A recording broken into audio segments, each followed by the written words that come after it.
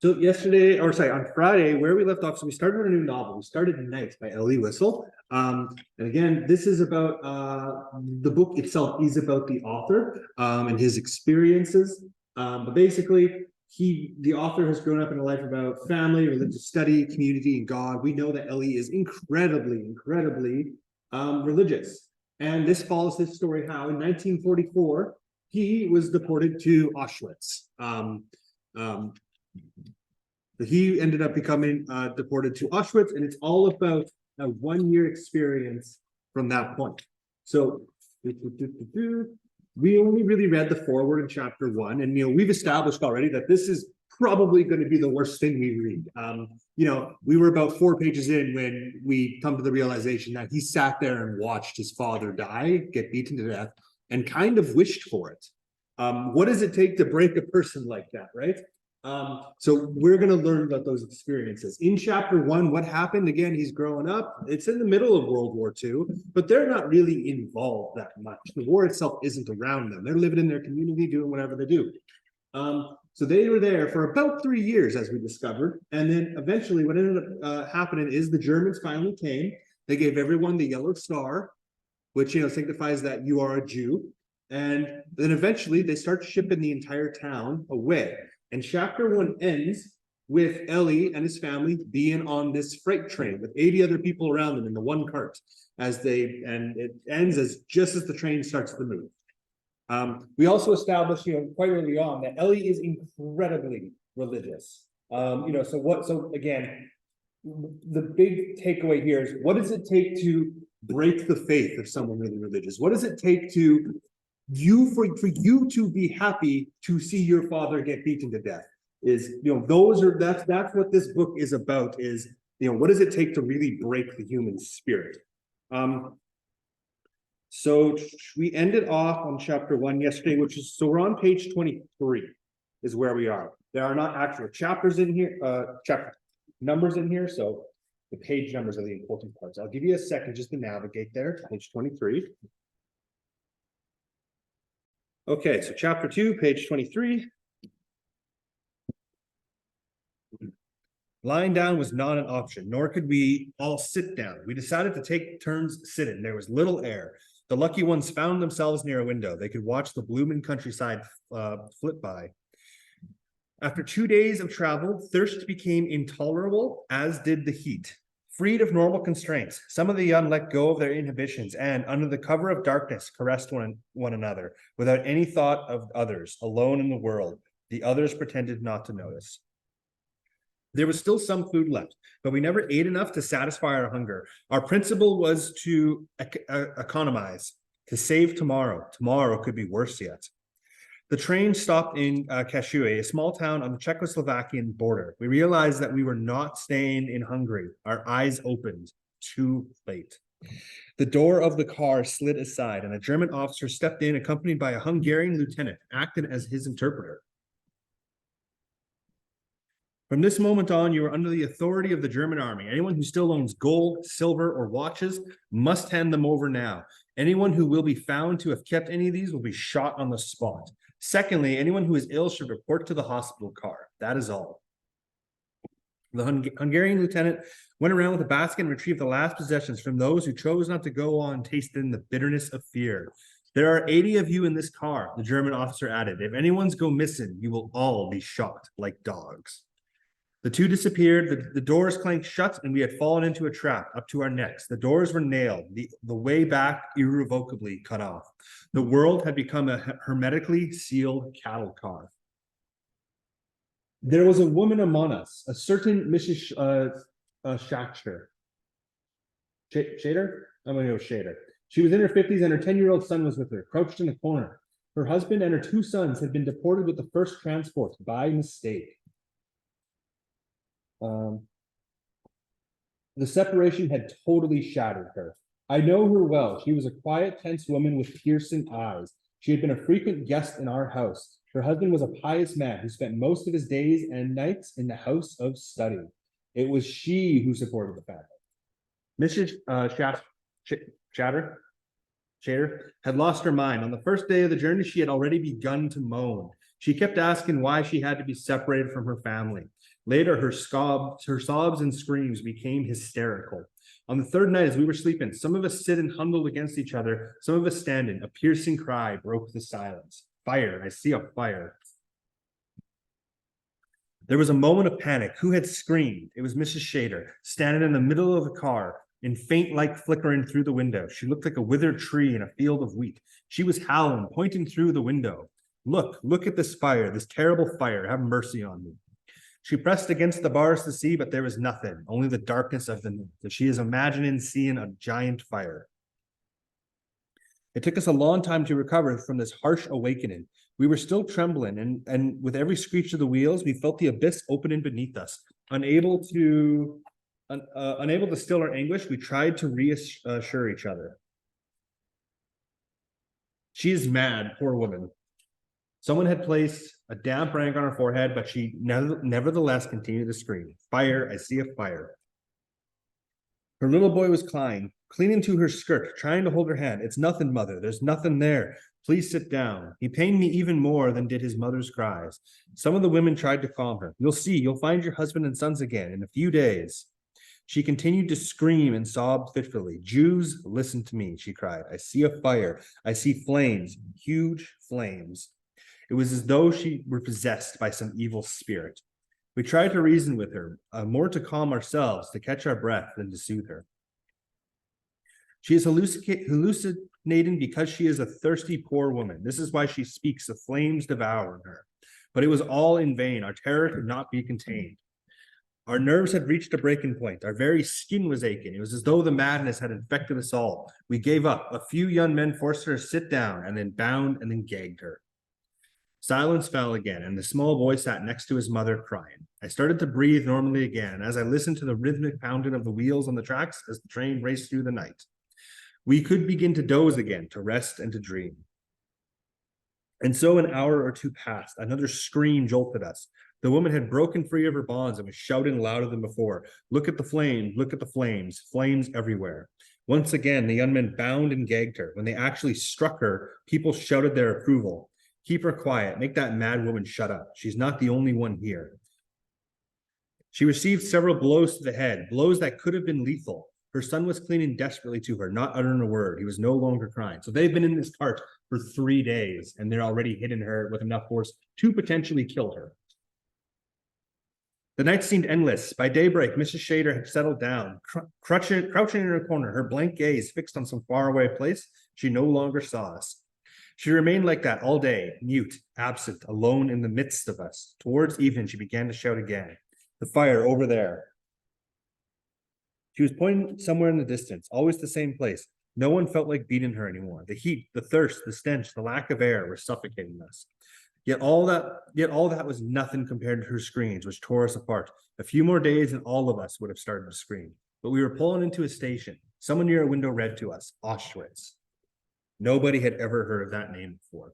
And again, Auschwitz is the German death camp. It's the most famous one, of course. There were many concentration camps, but Auschwitz is the most notorious. The train did not move again. Then the afternoon went by slowly, and then the doors of the wagon slid open. 2 men were given permission to fetch water. When they came back, they told us that they had learned, in exchange for a gold watch, that this was the final destination.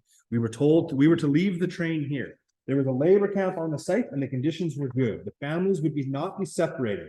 Only the young would work in the factories. The old and the sick would find work in the fields.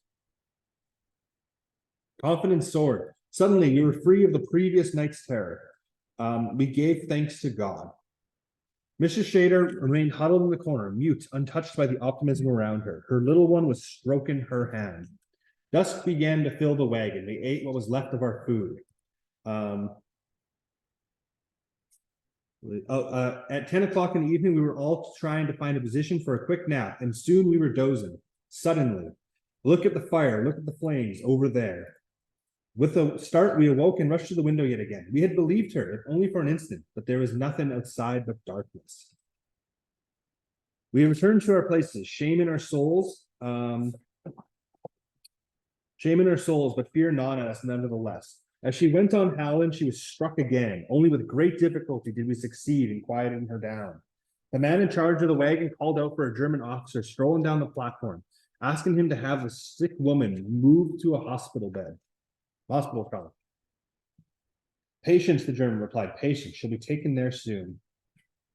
At around 11 o'clock, the train began to move again. We pressed against the windows. The convoy was rolling slowly. A quarter of an hour later, it began to slow down even more. Through the windows, we saw barbed wire, and we understood that this was the camp. We had forgotten Mrs. Shader's existence. Suddenly, there was a terrible scream. Jews, look at the fire, look at the flames. And as the train stopped, this time we saw the flames rising from the tall chimney into a black sky. Mrs. Shader had fallen silent on her own, mute again, indifferent, absent. She had returned to the corner. We stared at the flames in darkness. A wretched stench floated in the air. Abruptly, our doors opened. Strange-looking creatures dressed in striped jackets and black pants jumped into the wagon. Holding flashlights and sticks, they began to strike at us left and right, shouting, "Everybody out, leave everything inside, hurry up." We jumped out and I glanced at Mrs. Shader. Her little boy was still holding her hand. In front of us, those flames, and the smell of burning flesh. It must have been around midnight. We had arrived in Birkenau. So they've arrived at the death camp, and this is where these metaphorical flames, these non-existent flames, suddenly become real. So the flames themselves that she's seeing, she's not actually seeing them. We'll talk about her later, of course.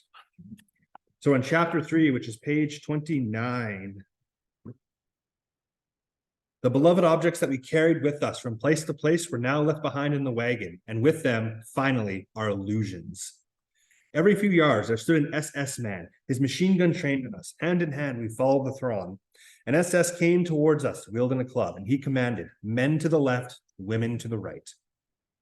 8 words spoken quietly, indifferently, without emotion. 8 simple, short words. Yet that was the moment when I left my mother. There was no time to think, and I had already felt my father's hand press against mine. We were alone. In a fraction of a second, I could see my mother and my sisters move to the right. Zipporah was holding my mother's hand. I saw them walking farther and farther away. Mother was stroking my sister's blonde hair as if to protect her, and I walked on with my father with the men. I didn't know that this moment was the moment in time and place when I was leaving my mother and Zipporah forever. I kept walking, my father holding my hand. Last time he sees the rest of his family. Behind me, an old man fell to the ground. Nearby, an SS man replaced his revolver in its holster. My hand tightened its grip on my father. All I could think of was not to lose him, not to remain alone. The SS officer gave the order. Form ranks of 5. There was a termulet. It was imperative to stay together. Hey, kid, how old are you? The man interrogating me was an inmate. I could not see his face, but his voice was weary and warm. 15. No, you're 18. But I'm not, I said, I'm 15. Fool, listen to what I say. Then he asked my father, who answered, I'm 50. No, the man now sounded angry. Not 50, you're 40. Do you hear? 18 and 40. Lie about your ages. He disappeared into the darkness, and another man appeared, unleashing a stream of invectives. Sons of bitches, why have you come here? Tell me why. Someone dared to reply. What do you think, that we came here of our own free will? That we were asked to come here? The others seemed ready to kill him. Shut up, you moron, or I'll tear you to pieces. You should have hanged yourselves rather than come here. Don't you know what was in store for you here in Auschwitz? You didn't know in 1944. True, we didn't know. Nobody had told us. He couldn't believe his ears. His tone became even harsher. Over there, do you see the chimney over there? Do you see it? And the flames, do you see them? Yes, we saw the flames. Over there, that's where they will take you. Over there will be your grave. You don't understand, you sons of bitches? Don't you understand anything? You will be burned to a cinder, turned into ash. So again, they did not know there was death camps. These were fairly well kept secrets. His anger turned into fury, and we stood petrified. Could this just be a nightmare, an unimaginable nightmare? I heard whispers around me. We must do something. We can't let them kill us like this, like cattle in the slaughterhouse. We must revolt. There were among us a few young, tough men. They actually had knives and were urging us to attack the armed guards. One of them was muttering, Let the world learn about the existence of Auschwitz. Let everybody find out about it while they still have a chance to escape. And if we recall, they had 3 years to escape. But the older men begged their sons to not be foolish. We mustn't give up hope, even now as the sword hangs over our heads. So taught our sages. The wind of revolt died down, and we continued to walk.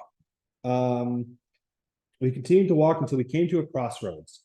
Standing in the middle of it, though I didn't know it then, was Dr. Mengele, the notorious Dr. Mengele. So I just want to take a pause here to talk about this doctor.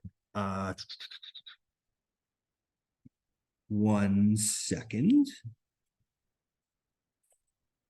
Mengele. I do not have. So Dr. Mengele was one of the highest ranking Nazi officials. He was the one who oversaw a lot of the death camps, the Jewish extermination plan, the final solution, etc. He was someone who led a lot of really notorious human experiments. Like you've probably seen, if you've seen like Indiana Jones or, you know, even like X-Men and stuff, you would have seen depictions of Dr. Mengele. Like he does all these different types of experiments and stuff on people, trying to see what would happen.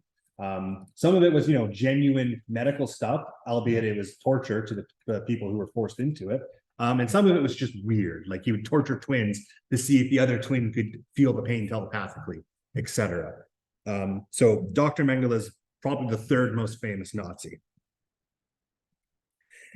So going back into the book on page 31, he looked like a typical SS officer, cruel, although not unintelligent, face complete with a monocle. He was holding a conductor's baton and was surrounded by officers. The baton was moving constantly, sometimes to the right and sometimes to the left. In no time, I stood before him. Your age, he asked, perhaps trying to sound paternal. I'm 18. My voice was trembling. In good health? Yes. Your profession? Tell him that I was a student? Farmer, I heard myself saying. The conversation lasted no more than a few sections. It seemed like an eternity. The baton pointed to the left. And again, this is where they are choosing. You go left or you go right. And one of those will kill you. The baton pointed to the left, and I took half a step forward. I first wanted to see where they would send my father. Were he to have gone to the right, I would have run after him. The baton once more moved to the left, and a weight lifted from my heart.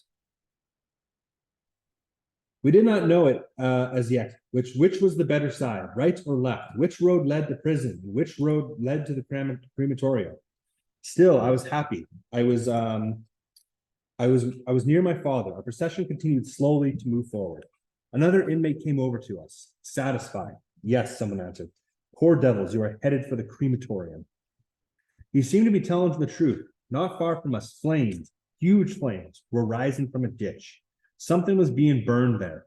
A truck drew close and unloaded its hold. Small children, babies. Yes, I did see this with my own eyes. Children being thrown into the flames. Is it any wonder that ever since then, sleep tends to elude me? And again, we have seen evidence where these babies were alive. We have seen evidence where they were used as target practice, alive. So that was where we were going. A little farther on, there was another larger pit for adults, and I pinched myself. Was I still alive? Was I still awake? How was it possible that men, women, and children were being burned and that the world kept silent? Again, how is it possible that men, women, and children were being burned and that the world had kept silent? No, all of this could not be real. A nightmare, perhaps. Soon I would wake with a start, my heart pounding, and find that I was back in the room of my childhood with my books, and my father's voice tore me from my daydreams. What a shame that you did not go with your mother. I saw many children your age go with their mothers. His voice was terribly sad. I understood that he did not wish to see what they would do to me. He did not wish to see his only son go up in flames. My forehead was covered with cold sweat. Still, I told him that I could not believe that human beings were being burned in our times. The world would never tolerate such crimes. And to this day, there are still genocides going on. There's one in China, there's one in Africa continuing to go on. So the world has stood by, and the world still sees these genocides happen. The world is not interested in us. Today, everything is possible, even the crematoria. And his voice broke. Father, I said, if that was true, then I don't want to wait. I'll run into the electrified barbed wire. That would be easier than a slow death in the flames. He didn't answer. We were weeping. His body was shaking. Everybody around us was weeping. Someone began to recite Kaddish, the prayer for the dead. I don't know whether, during the history of the Jewish people, men have ever before recited Kaddish for themselves. May his name be celebrated and sacrificed, whispered my father. For the first time ever, I felt anger rising within me. Why should I sanctify his name? The Almighty, the eternal and terrible master of the universe, chose to be silent. What was there to thank him for? And so this is when we first start to see Ellie's faith break. By the end of this novel, you will see him as a broken person who does not have any faith in religion or humanity anymore. And again, this is just the sights that he sees. Again, we look at what does it take to break someone? These are the things. We continued our march. We were coming closer and closer to the pit from which an infernal heat was rising. 20 more steps. If I was going to kill myself, this was the time. Our column had only some 15 steps to go. I bit my lips so that my father would not hear my teeth chatter. 10 more steps. 8, 7. We were walking slowly as one follows a hearse, our own funeral procession. Only 4 more steps. Again, think about this. If you took 4 more steps, you die. Think about how you would react in that situation. 3. Then it was now very close to us, the pits and its flames. I gathered all that remained of my strength in order to break rank and throw myself onto the barbed wire. Deep down, I was saying goodbye to my father, to the whole universe, and against my will, I found myself whispering the words. I won't recite it, but that's that death poem. May his name be exalted and sanctified.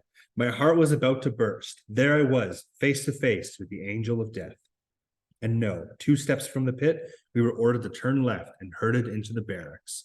I squeezed my father's hand. He said, do you remember Mrs. Shader in the clan? Never shall I forget that night, the first night in camp, that turned my life into one long night, 7 times sealed. Never shall I forget that smoke. Never shall I forget the faces of the children whose bodies I saw transformed into smoke under a silent sky. Never shall I forget the flames that consumed my faith forever. Never shall I forget the nocturnal silence that deprived me for all eternity of the desire to live. Never shall I forget those moments that murdered my God and my soul and turned my dreams to ashes. Never shall I forget those things, even were I condemned to live as long as God himself. Never. So again, if we're thinking about like, how come it's called night? This is why. It talks about his one night and how every day, every night he could die. That's what the symbol of it for. I'll just be blunt with that. When we reference night, it's the fact that he doesn't know if he's going to make it through the night. This is this first instance of that. The barrack we had been assigned to was very long. On the roof, a few bluish skylights. I thought, this is what the antechamber of hell must look like. So many crazed men, so much shouting, and so much brutality. Dozens of inmates were there to receive us, sticks in hand, striking anywhere, anyone without reason. The orders came, strip, hurry up, rouse, hold on only to your belt and your shoes. Other clothes would be thrown on the floor at the back of the barracks. There was a pile there already, new suits, old ones, torn overcoats, rags. For us, it meant true equality, nakedness. We trembled in the cold. A few SS officers wandered through the room, looking for strong men. If vigor was that appreciated, perhaps one should try to appear sturdier. My father thought the opposite. Better not to draw attention. We later found out that he had been right. Those who were selected that day were incorporated into the Sonder Commando, the commando working in the crematoria. So they're picking who throws the bodies. Bella Katz, the son of an important merchant of my town, had arrived in Birkenau with the first transport and was 1 week ahead of us. When he found out that we were there, he succeeded in slipping us a note. He told us that having been chosen because of his strength, he had been forced to place his own father's body into the furnace. And the blows continued to rain on us, to the barber.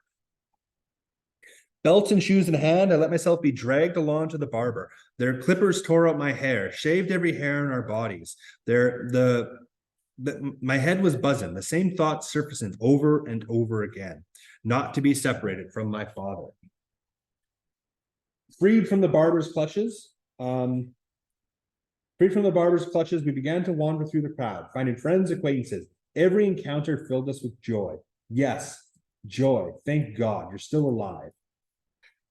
Some were crying. They used whatever strength they had left to cry. Why had they let themselves be brought here? Why didn't they die in their beds? The words were interspersed through sobs. And again, keep in mind, they had the chance to avoid this. Suddenly, someone threw his arms around me in a hug. Yehiel, the Sider's Reb brother, was weeping bitterly. I thought he was crying with joy of being alive. Don't cry, Yehiel. Don't waste your tears. Not cry. We're on the threshold of death. Soon we shall be inside. Don't you understand? Inside. How could I not cry? I watched darkness fade through the bluish skylights on the roof. I no longer was afraid. I was overcome by fatigue. The absent no longer entered our thoughts. One spoke of them. Who knows what happened to them? But their fate was not on our minds. We were incapable of thinking. Our senses were numbered. Everything was fading into a fog. We no longer clung to anything. The instincts of self-preservation, of self-defense, of pride had all deserted us. In one terrifying moment in lucidity, I thought of us as damned souls wandering through the void, souls condemned to walk through space until the end of time, seeking redemption, seeking oblivion without any hope of finding either. At around 5 o'clock in the morning, we were expelled from the barrack. The capos was beating us again, but I no longer felt the pain. A glacial wind was enveloping us, and we were naked, holding our shoes and belts in order. Run. And we ran. After a few minutes of running, a new barrack. A barrel of foul-smelling liquid stood by the door. Disinfection.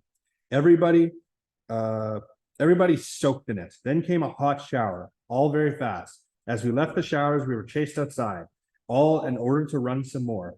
Another barrack, the storeroom. Very long tables, mountains of prison garb. As we ran, they threw clothes at us, pants, jackets, and shirts. In a few seconds, we had ceased to be men. Had the situation not been so tragic, we might have laughed. We looked pretty strange. Meerkat, a colossus, wore a child's pants, and Stern, a skinny little fellow, was floundering in a huge jacket. We immediately started to switch.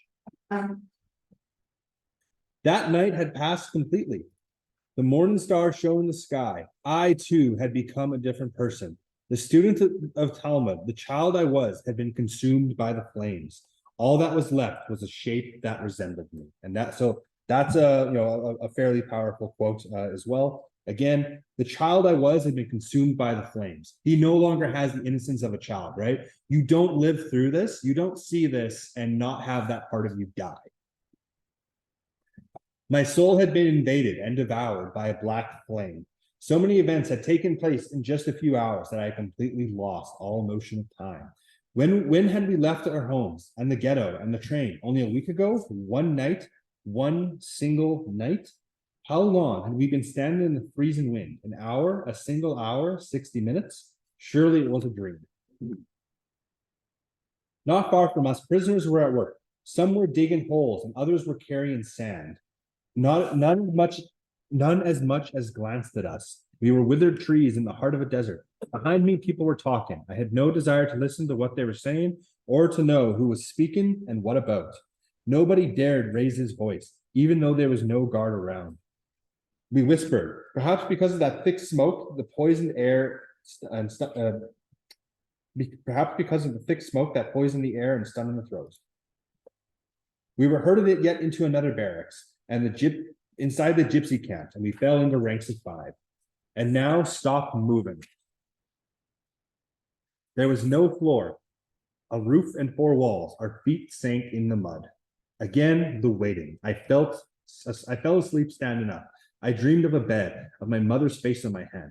I woke. I was standing with my feet in the mud. Some people collapsed, sliding into the mud. Others shouted, "Are you crazy? We were told to stand. Do you want to get us all in trouble?" As if all the mountains in the world were not already upon us, little by little, we all sat down in the mud. but we had to get up whenever a capo came to check it. By chance, someone had a new pair of shoes. If so, we were to hand them over. No use protesting. The blows multiplied, and in the end, one still had to hand them over. I had new shoes myself, but as they were covered with a thick coat of mud, they had not been noticed. I thank God in an improvised prayer for having created mud in his infinite and wondrous universe. Suddenly, the silence became more oppressive. An SS officer had come in, and with him, the smell of the angel of death. We stared at his fleshly lips. He harangued us from the center of the barrack. You are in a concentration camp in Auschwitz. And a pause. He was observing the effect his words had produced. His face remains in my memory to this day. A tall man in his 30s, crimes written all over his forehead and his gaze. He looked at us as one would a pack of leprous dogs clinging to life. Remember, he went on. Remember it always. Let it be graven in your memories. You are in Auschwitz, and Auschwitz is not a convalescent home. It is a concentration camp. Here you must work. If you don't, you will go to the chimney, to the crematorium. Work or crematorium. The choice is yours. Work or die. We had already lived through a lot that night. We thought that nothing could frighten us anymore. But his harsh words sent shivers through us. The word chimney was not an abstraction. It floated in the air, mingled with the smoke. It was, perhaps, the only word that had a real meaning in this place. We left the barrack and the capos arrived, shouting. All specialists, locksmiths, carpenters, electricians, watchmakers, one step forward. The rest of us were transferred to yet another barrack, and this one of stone. We had permission to sit down, and a gypsy inmate was in charge. My father suddenly had a colic attack. He got up and asked politely, "Excuse me, could you tell me where the toilets are located?" The gypsy stared at him for a long time, from head to toe, and as if he wished to ascertain that the person addressing him was actually a creature of flesh and bone, a human being with a body and a belly. Then, as if waking from a deep sleep, he slapped my father with such a force that he fell down and then crawled to his place on all fours. I stood petrified. What had happened to me? My father had just been struck in front of me, and I had not blinked. I had watched and kept silent. Only yesterday, I would have dug my nails into this criminal's flesh. Had I changed that much, so fast? Remorse began to gnaw at me. All I could think was, I shall never forgive them for this. My father must have guessed my thoughts because he whispered in my ear. It does not hurt. His cheek still bore the red mark of the hand. Again, if you think, how much did he change? In just one night, he's changed, where he'll just stand by and watch his father start to get hit. Everybody outside. A dozen or so gypsies had come to join our guard. The clubs and whips were crackling around me. My feet were running on their own. I tried to protect myself from the blows by hiding behind others. It was spring. The sun was shining. Fall in, 5 by 5. The prisoners I had glimpsed in that moment were working nearby. No guard in sight, only the chimney shadow. Lulled by sunshine in my dreams, I felt someone pulling at my sleeve. It was my father. Come on, son. We marched, gates open and closed. We continued to march between the barbed wire. At every step, white signs with black skulls looked down upon us. The inscription, warning, danger of death. What irony. Was there here a single place where one was not in danger of death? The gypsies had stopped next to a barrack, and they were replaced by SS men who encircled us with machine guns and police dogs. The march itself had lasted for half an hour. Looking around me, I noticed that the barbed wire was behind us. We had left the camp. It was a beautiful day in May, and the fragrances of spring were in the air. The sun was setting, but no sooner had we taken a few more steps than we saw the barbed wire of another camp. This one had an iron gate with the overhead inscription, "Work makes you free, Auschwitz." Again, work makes you free, work or die. The first impression, it was better than Birkenau. Cement buildings with 2 stories rather than wooden barracks. Little gardens here and there. We were led towards one of those blocks. Seated on the ground by the entrance, we began to wait again. From time to time, somebody was allowed to go in. These were the showers, a compulsory routine. Going from one camp to the other several times a day, we had each time to go through them. So, anytime they go anywhere, they have to go through these showers, and that's mostly just a sanitization thing. After the hot shower, we stood shivering in the darkness. Our clothes had been left behind, and we had been promised other clothes. Around midnight, we were told to run. Faster, yelled our guards. The faster you run, the faster you'll get to go to sleep. After a few minutes of racing madly, we came to a new block. The man in charge was waiting. He was a young Pole who was smiling at us. He began to talk to us. Despite our weariness, we listened attentively. After a few minutes of racing madly, we came to a new block. Comrades, you are now in the concentration camp Auschwitz. Ahead of you lies a long road, paved with suffering. Don't lose hope. You have already eluded the worst danger, the selection. Therefore, muster your strength and keep your faith. We shall all see the day of liberation. Have faith in life, 1,000 times faith. By driving out despair, you will move away from death. Hell does not last forever. And now, here is a prayer, or rather a piece of advice. Let there be camaraderie among you. We are all brothers and share the same fate. The same smoke hovers over all our heads. Help each other. That is the only way to survive. And now, enough said. You are tired. Listen. You are in block 17, and I am responsible for keeping order here. Anyone without a complaint may come to see me. That is all. Go to sleep. 2 people to a bunk. Good night. Those were the first human words. No sooner had we climbed into our bunks than we fell into a deep sleep. The next morning, the veteran inmates treated us without brutality. We went to wash. We were given new clothing, and they had brought us black coffee. We left the block around 10 o'clock so that it could be clean. Outside, the sun warmed us. Our morale was much improved. A good night's sleep had done its work. Friends met, exchanged a few sentences. We spoke of everything without ever mentioning those who had disappeared. The prevailing opinion was that the war was about to end. At around noon, we were brought some soup, 1 bowl of thick soup for each of us. I was terribly hungry, yet I refused to touch it. I was still the spoiled child of long ago. My father swallowed up my ration. We then had a short nap in the shade of the block. The SS officer in the muddy barrack must have been lying. Auschwitz was, after all, a convalescent home. In the afternoon, they made us line up. 3 prisoners brought a table and some medical instruments. We were told to roll up our left sleeves and file past the table. The 3 veteran prisoners, needles in hand, tattooed numbers on our left arms. I became A7713. From then on, I had no other name. And of course, those are the famous concentration camp tattoos. At dusk, a roll call. The work commandos had returned. The orchestra had played military marches near the camp entrance. Tens of thousands of inmates stood in rows while the SS checked their numbers. Again, tens of thousands of people are in these death camps. In this death camp, there are many other death camps.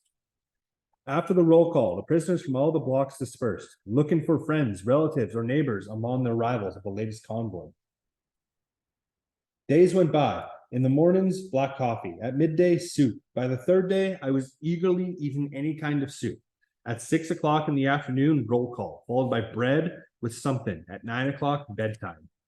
We had already been in Auschwitz for 8 days. It was the after roll call. We stood waiting for the bell announcing its end. Suddenly, I noticed someone passing between the rows, and I heard him asking, "Who among you is Weasel from Sighet?" The person looking for us was a small fellow with spectacles and a wizened face. My father answered, "That's me, Weasel from Sighet." The fellow's eyes narrowed. He took a long look at my father. "You don't know me. You don't recognize me. I'm your relative, Stein. Already forgotten? Stein from Antwerp. Reisel's husband. Your wife was Reisel's aunt. She often wrote to us in such letters." My father had not recognized him. He must have barely known him after being up to his neck in communal affairs and not knowledgeable in family matters. He was always elsewhere, lost in thought. Once a cousin came to see us in Sighet. She had stayed in her home and eaten at her table for 2 weeks before my father noticed her presence for the first time. No, he did not remember Stein. I recognized him right away. I had known Reisel, his father, before she left for Belgium. And again, we know that his father, it was mentioned in chapter 1, was very focused on his community, but not his family.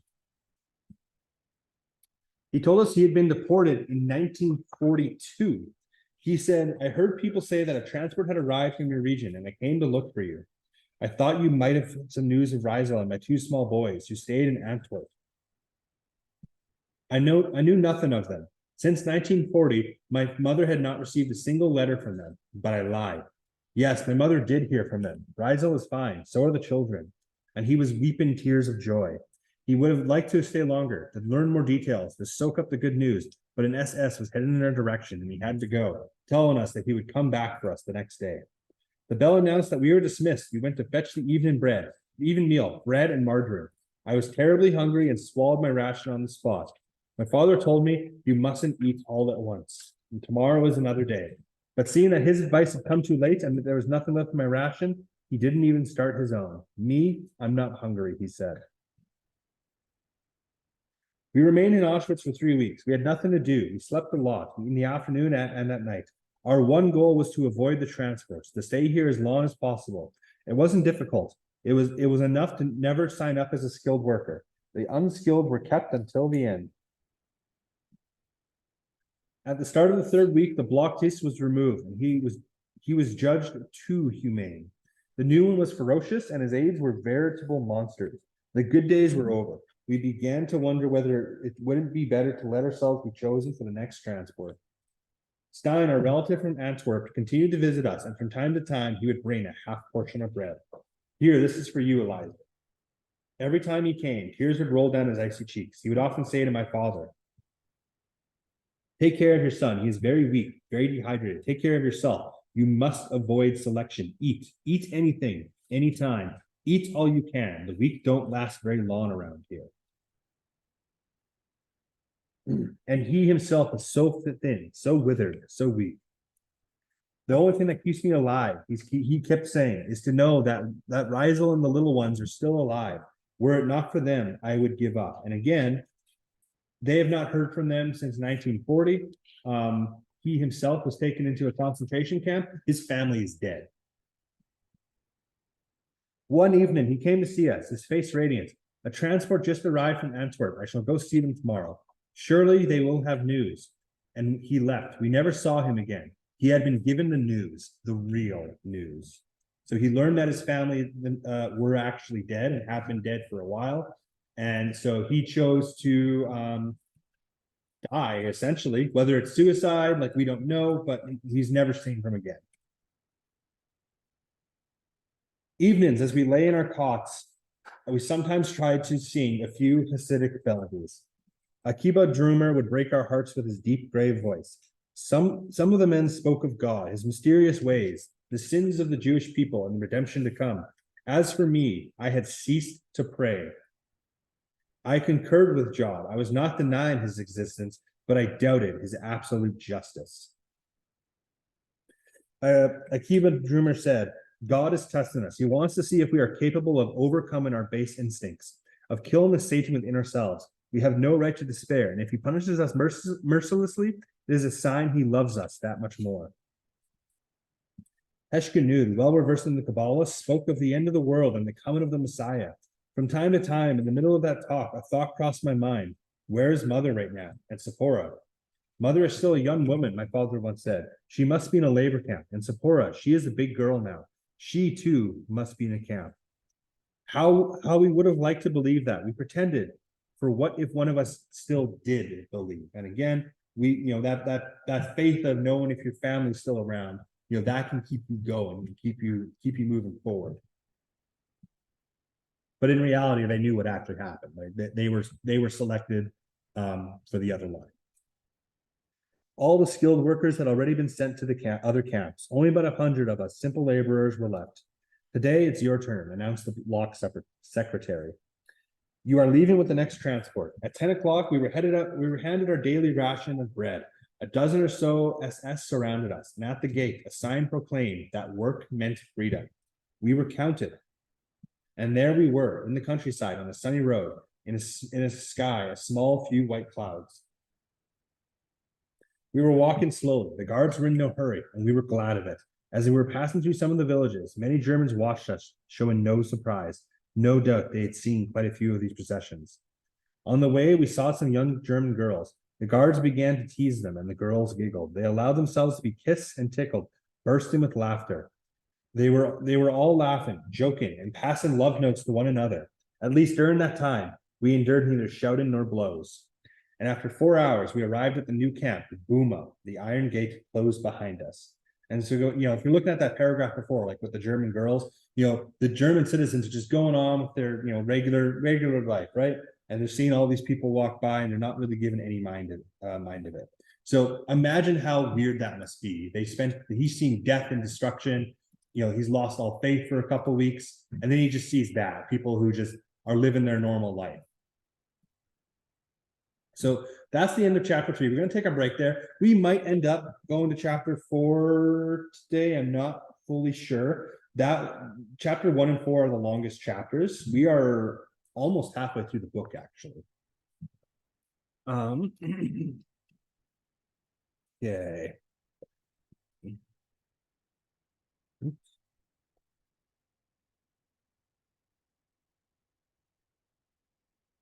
So what I'm going to have you guys do here is there are a couple of questions here. We have done chapter 2, which is page 23 to 1 second. 23 to page 28. Okay. So 23 to 28.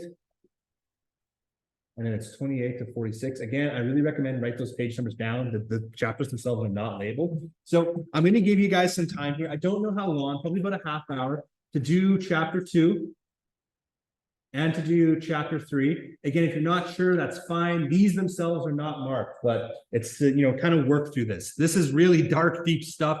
We need some natural breaks as we go through this. So I'll give you guys some time to do those 2 chapters worth of questions. After this as well, we're going to start looking at the themes of it. We're going to start tracking. There's a couple of themes, and we're going to start tracking how those get tested and we see examples of it. So I'll give you guys about a half hour for this, maybe 20 minutes. We'll see. I'm just going to second some of these questions here. I'm not.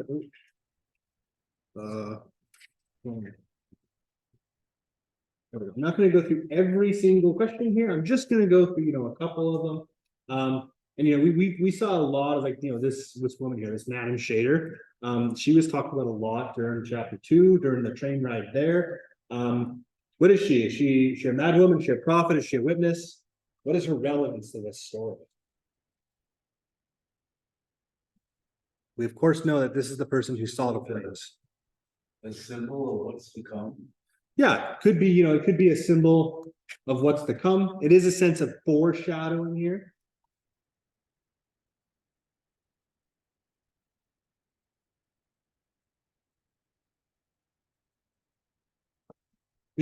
Some people might argue, she's a mad woman and seems to be, but again, reading the stuff we've read, would you kind of go mad? Like probably. So like the whole thing here is that it's a symbol of what's to come, right? And she bears a similarity to Moshe the beetle. And if you recall from chapter 1, Moshe. So in chapter 1, again, Moshe, he was this guy who had escaped the trains where he was digging his own grave. He warned everyone for like at least a year, warned everyone about what's to come, right? And no one listened to him.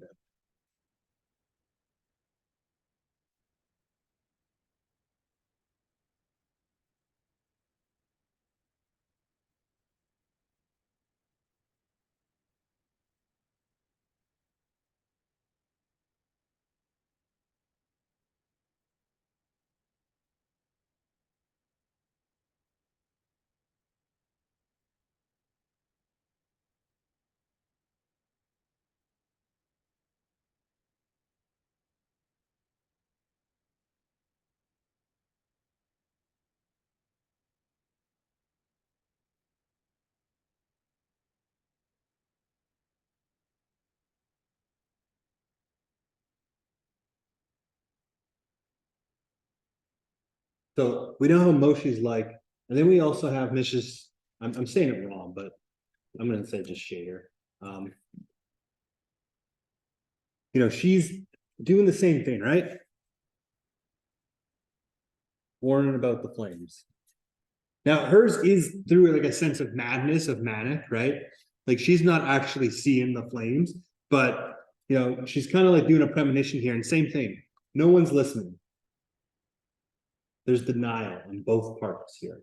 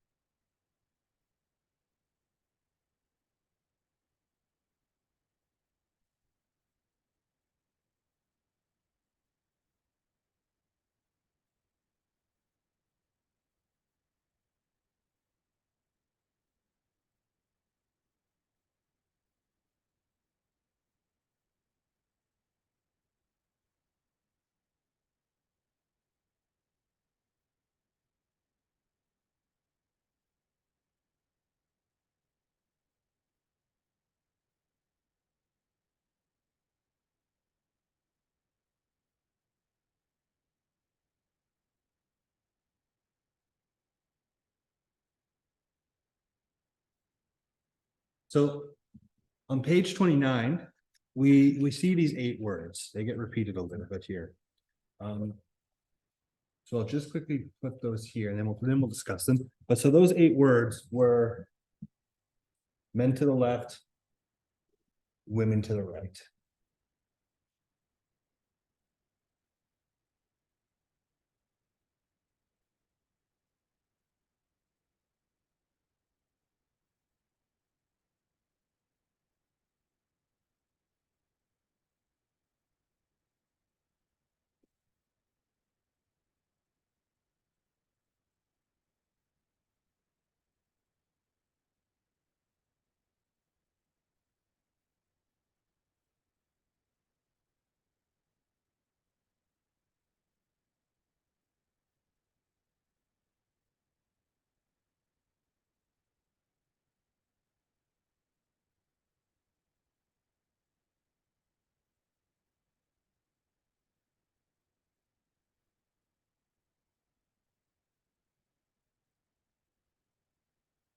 So why are these words so important to him? Why are they powerful? Last time we seen his mom and sister. Yeah, you know, he can't forget them because it's the last time he sees the rest of his family, except for his father, of course, right? So his mom and his 3 sisters go off to the right, they go off to the left, and it's presumed, of course, that they were basically instantly killed or shortly after killed.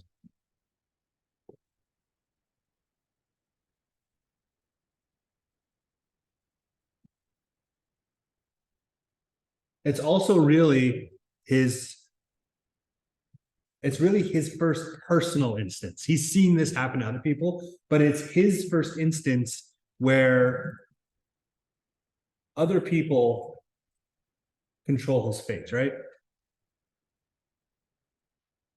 His family was fairly well off. Oh, my stuff's crashing. His family was really, really well off. What was that? His family was really well off at his home, you know, he's been ordered around, him and his family have been ordered around, but now, you know, now it's at, you know, this moment where, you know, left you live, right you die.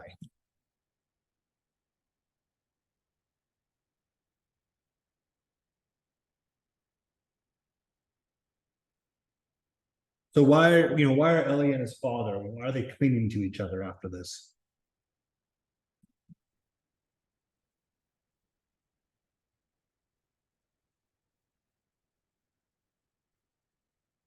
I mean, pretty straightforward. It's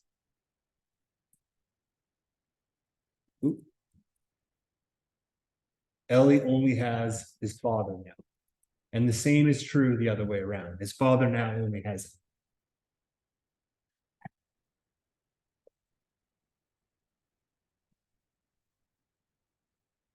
How many sisters did he have? he had 3 sisters.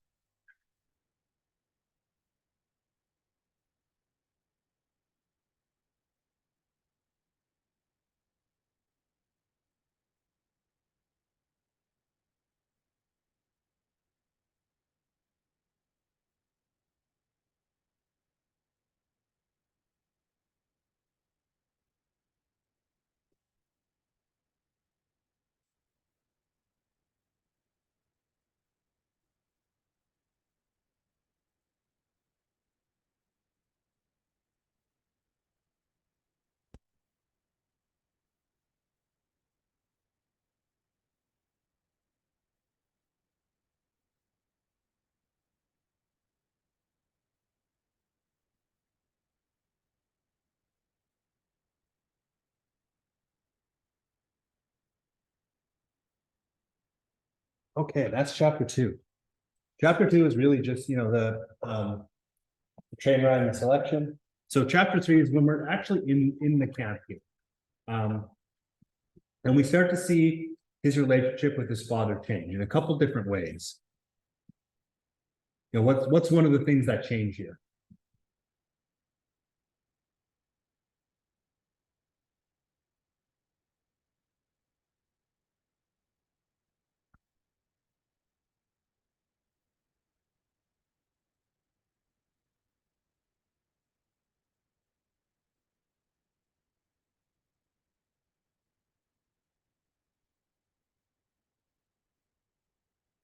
Any guesses?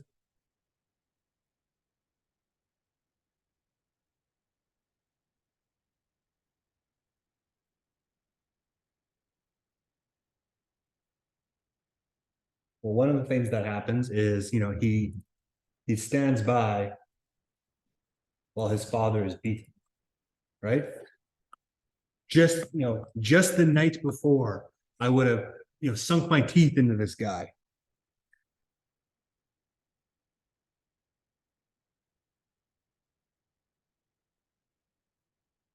On the bottom of page 39, I stood petrified. What had happened to me? My father had just been struck in front of me, and I had not even blinked. I had watched and kept silent. Only yesterday, I would have dug my nails into this criminal's flesh.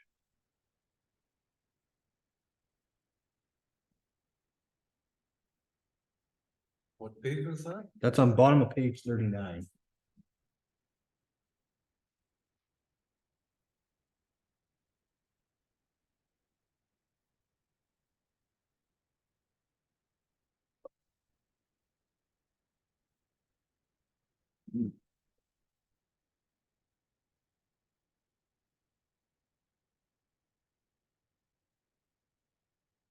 So how come he stood by? In 24 hours, he changed. Why?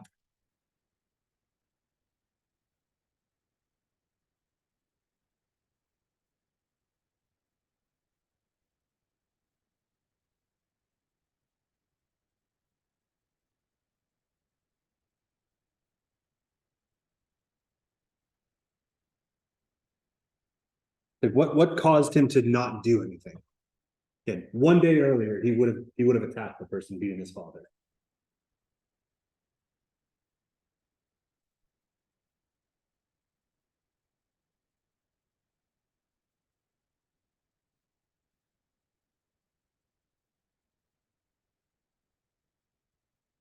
Any guesses? Why did he stand by? Cause you can't really fight these guys, right?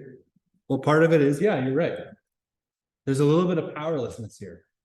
He himself does not really have a lot of power to do much. The other one is, what probably would have been a consequence if he did attack the person hitting his father?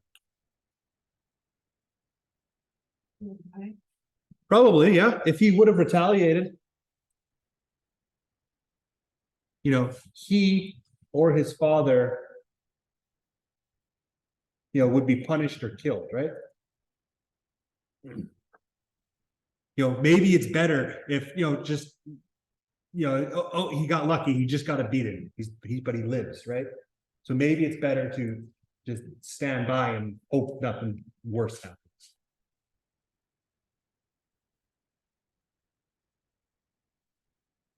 Now for question 2, I forgot to put the page number in there. Did anyone find what page number that referred to? I am struggling to remember where I did that.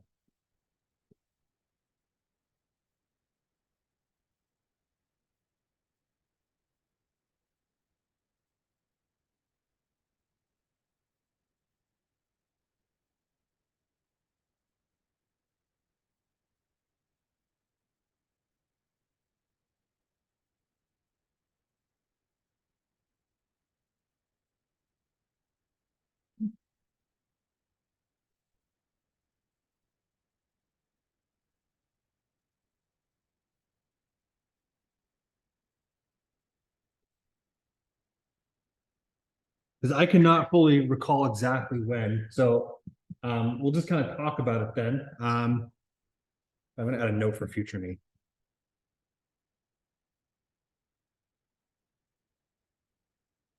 So we're starting to view love as a weakness here. Specifically, he's viewing his father as a weakness. Why might that be?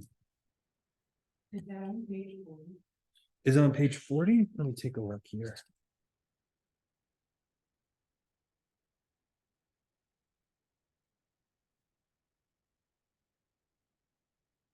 I don't see it on 40.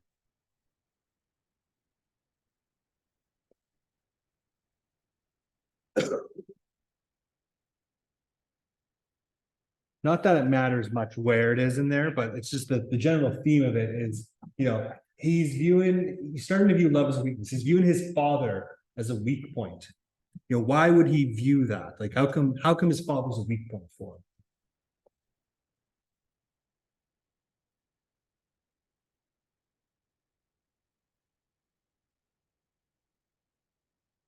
He's probably gonna die before him. Anma doesn't wanna watch it. Could be that, right? He doesn't want to watch his father beaten or die or suffer or whatever word you want to use there, right? Because we just established that, hey, he's standing and watching his father get beaten and he is doing nothing. And why is he doing nothing? Self-preservation, right? His father, seeing something happen to his father could get a rise out of him, and that could put them both in danger, could put him in danger. So it could make Ellie act illogically. The logical thing to do is to, stand there and be quiet and don't draw attention to yourself, right?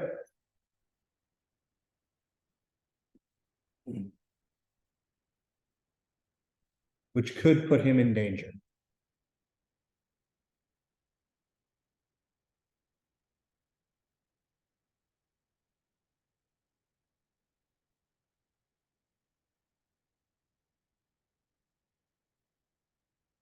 And again, how come his father got beaten? Well, the reason his father got beaten is because,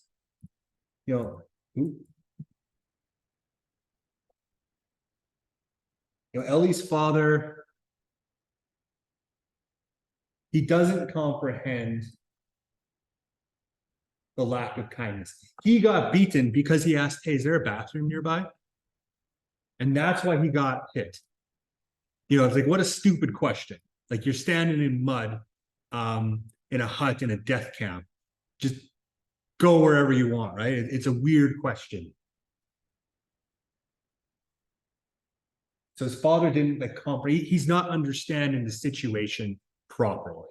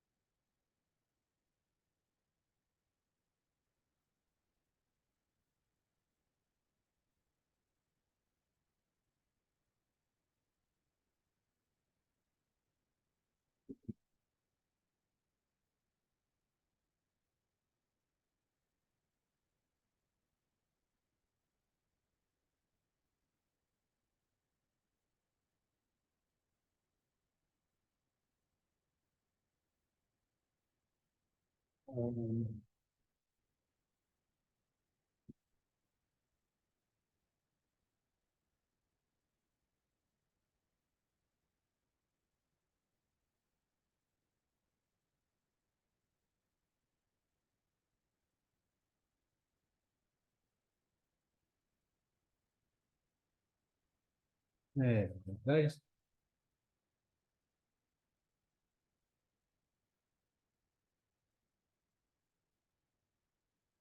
Oh, you know what? Actually, I put some chapter 4 questions in here. I've goofed up a little bit the questions, so we're gonna. So I think we're kind of good there with this. So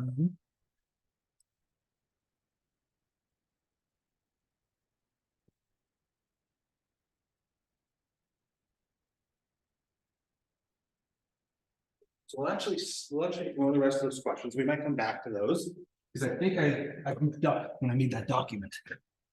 So what I just handed out here are the themes. And so there are a bunch of them. So we have the themes of the novel, right? We have the themes of death, of insanity versus insanity, insanity versus sanity, God and religion, the struggle of witnessing something, death of faith, the death of someone's faith, the death of innocence, and dehumanization. Those are 7 really big themes here. And so my hope is that what we're able to do is you're able to go through and list some examples as we see them. There's obviously more than 3 in each of them.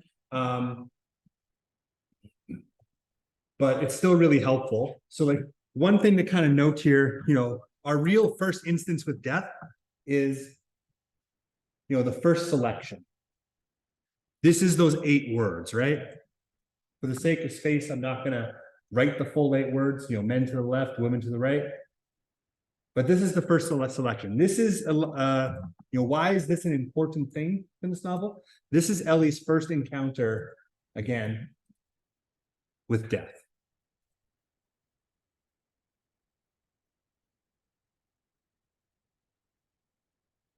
Now, this is page 29.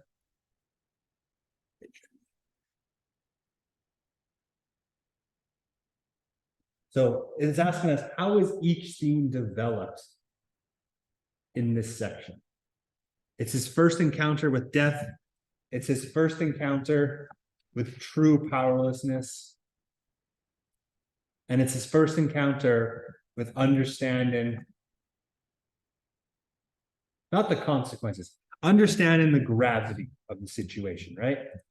His mother and sisters are dead. He was narrowly saved.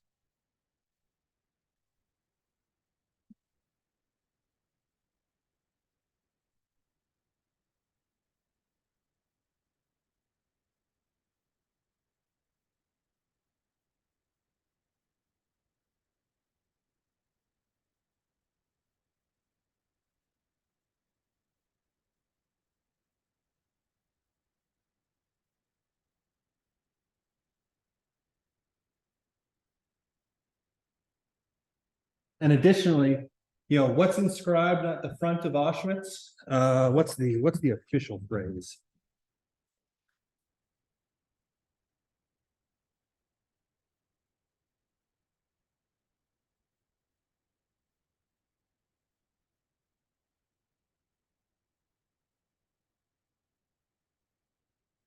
One second.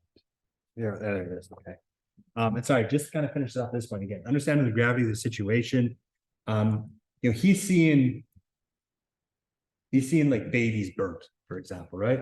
Thrown into a fire in a ditch. So he's really understanding the danger of the situation and the dehumanization of it. Additionally, his life is only given one value. Work makes you free. It's on page 40. You work or you die. His life is only of value for long as he can do stuff. The second he's unable to do work, he will be killed.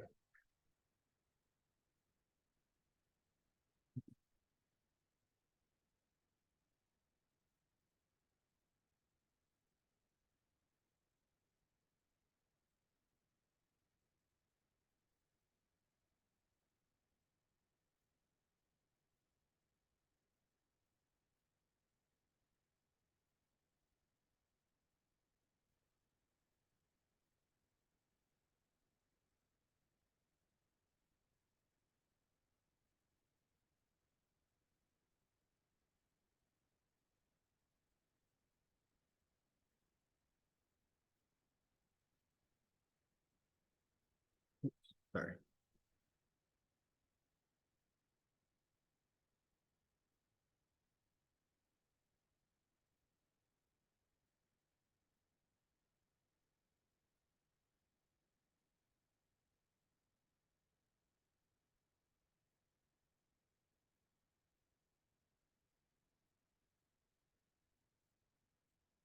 And so that's just one example here. We have insanity versus death, or sorry, insanity versus sanity. You know, one big one here, of course, is oh, what's her name? Mrs. On the train. Yeah. You know, I'm not gonna fully explore that, you know, I think we can kind of see that, oh yeah, she seems to be, insane and stuff. We're gonna encounter more examples of this. There are examples where Ellie himself, starts to question his own sanity. So we'll save some space for that too.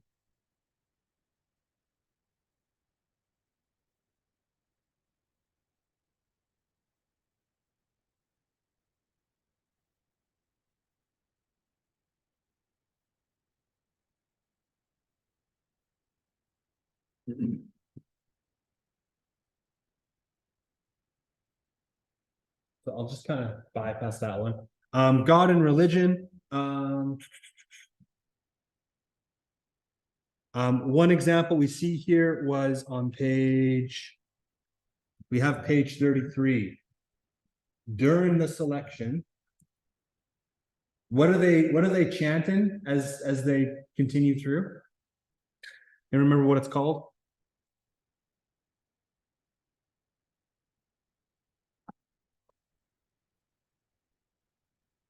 During the selection, the Jews chanted the prayer for the dead. Right? And what's this symbolize? They're simply dead men walking, right? They're praying for themselves. It is mentioned that they are praying for themselves. Never before have I ever seen people pray for themselves. Recited the Kaddish for themselves.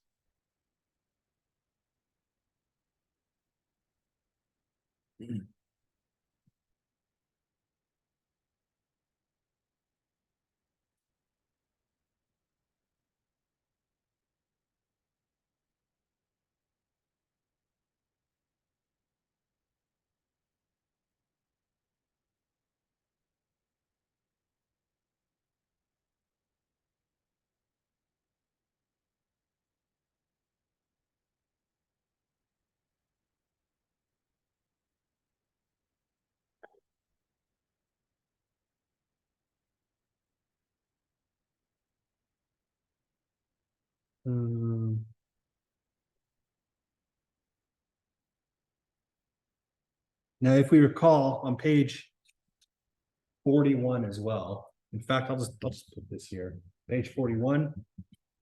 It talks about how are you going to get through this? This is their first time where they actually get put into a barrack. On page 41. Comrades, you're in a concentration camp, et cetera, et cetera. You've already alluded to the worst part. Have faith in life, 1,000 times faith.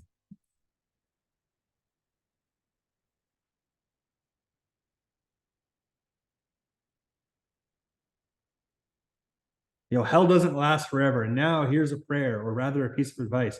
Let there be camaraderie around you. We share the same faith, et cetera, et cetera. It's trying to use faith as a means to get through, right?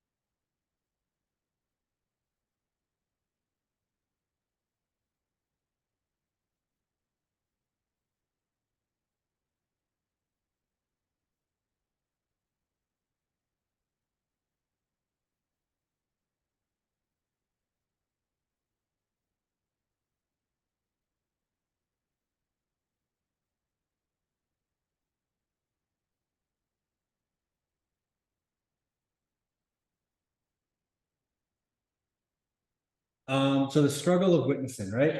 So what does this mean? Like, what does it mean to struggle to witness something?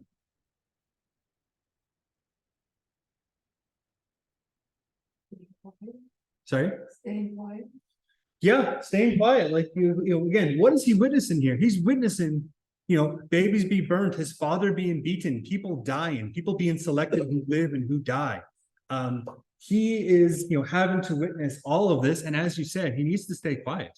Like he can't speak out. So the first real example where we get this, obviously he's witnessing all this stuff, but where it truly hits him hard is when, when he watches his father get beaten, right? Sorry? Having fear. Yeah.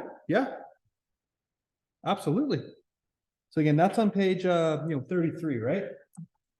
So on page 33, he watches his father get beaten. And this will not be the first time. Sorry, this will not be the last time. But he watches his father get beaten. And what was his response is, oh, sorry, I don't think it was page 33. It was page 39, sorry, page 39.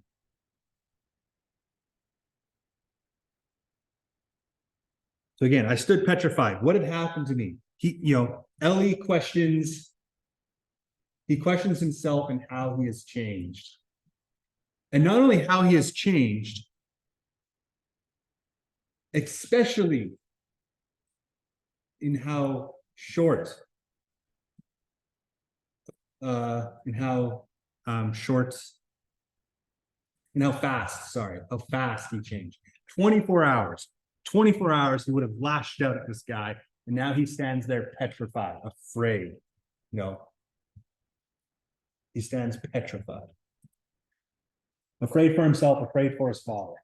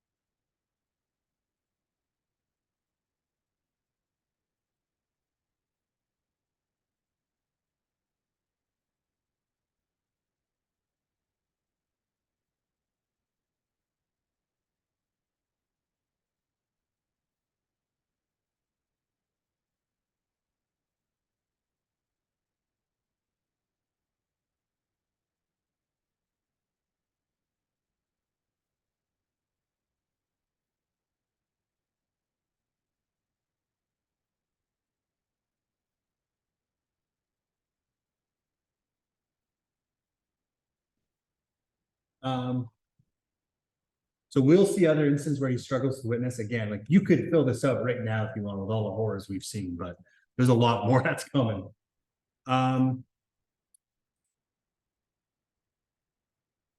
So we have the death of faith. So this is where we really start to see Ellie, who is this really religious person, right? He's really religious. And this is where we start to see his faith die. If you guys go to page 43, if you guys see on page 43, this is when he starts to question specifically his faith.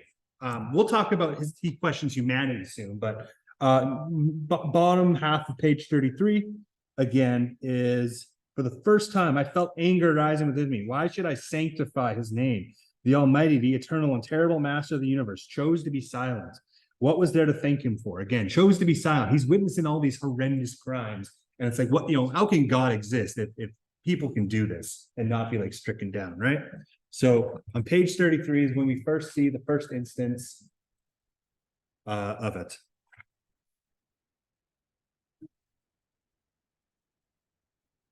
Again, why should I sanctify his name? I won't repeat the whole thing here, but why should I hold him in like some holy instance?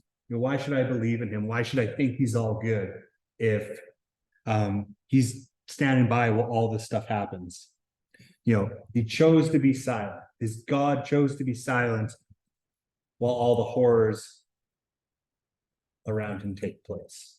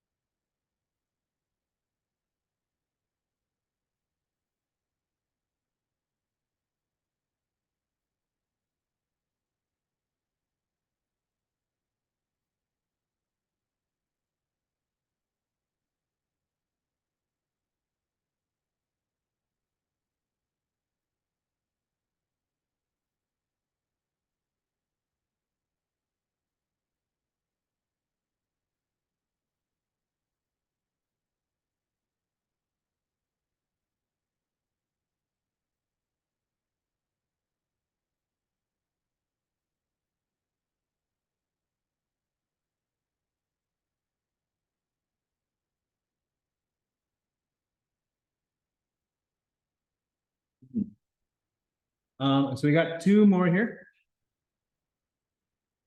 So we have the death of innocence. No, there was a really, here we go, page 37. Again, if you see this, if you see the things that we've read, you know, that's with you forever. You can't forget that. You can't forget what humans are capable of, and like, you know, what the screams and smells and sights would be. So, you know, the child I was had been consumed by the flames. All that was left was a shape that resembled me. My soul had been invaded and devoured by a black flame.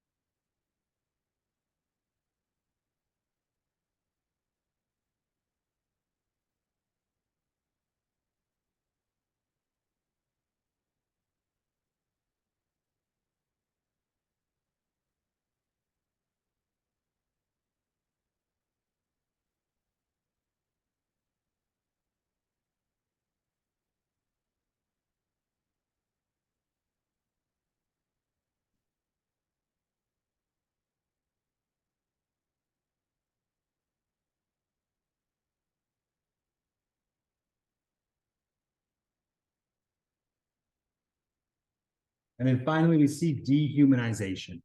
And we've already seen lots of examples of this. And actually, before I even go into that, I want to list some of the things you see. What are the things that has had him question his faith, that has had him question humanity?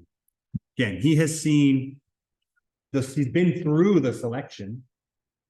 You know, he's seen babies being set on fire.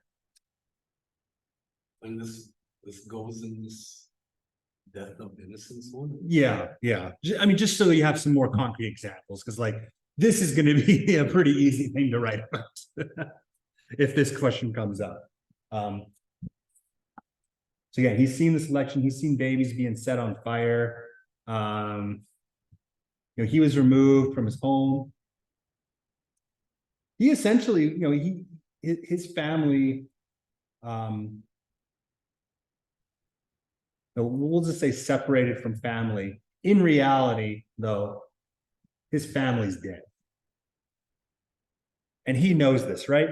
You know, we didn't mention it to each other because what if the other one believed? So they faked hope that their family was still alive. They both knew their family was dead.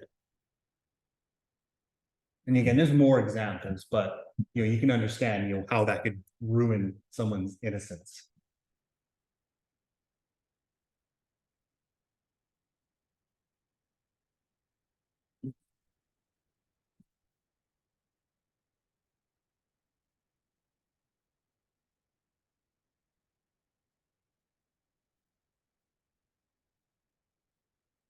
What the women just got killed, then, or what? A lot of the women and children did, yeah. Because your only values work, right? And like biologically, which gender's stronger?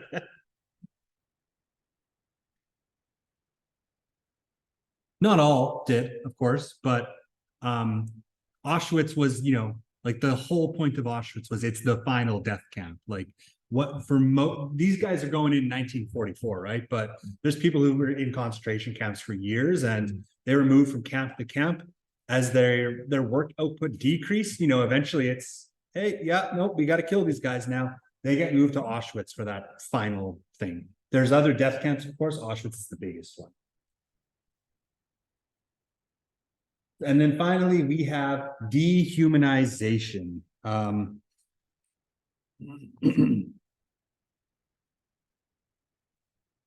Oh, where was it? Oh, yeah, I guess, question, I forget what page it is. We don't need the page here. But the first instance is the tattoo. The concentration camp tattoo, right? He is no longer Ellie. He was like A1127 or something like that. 42. Page 42. Page 42. Yeah. A7713. From then on, I had no other name.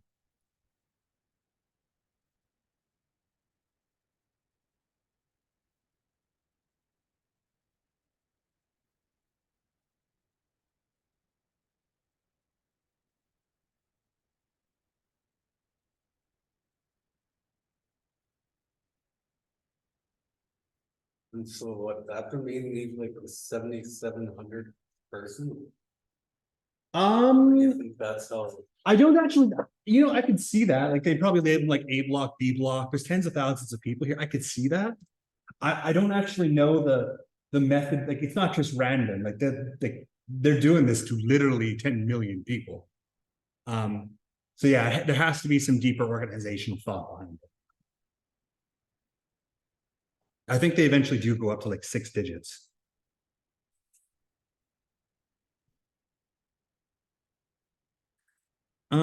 Okay, so that is chapter 3.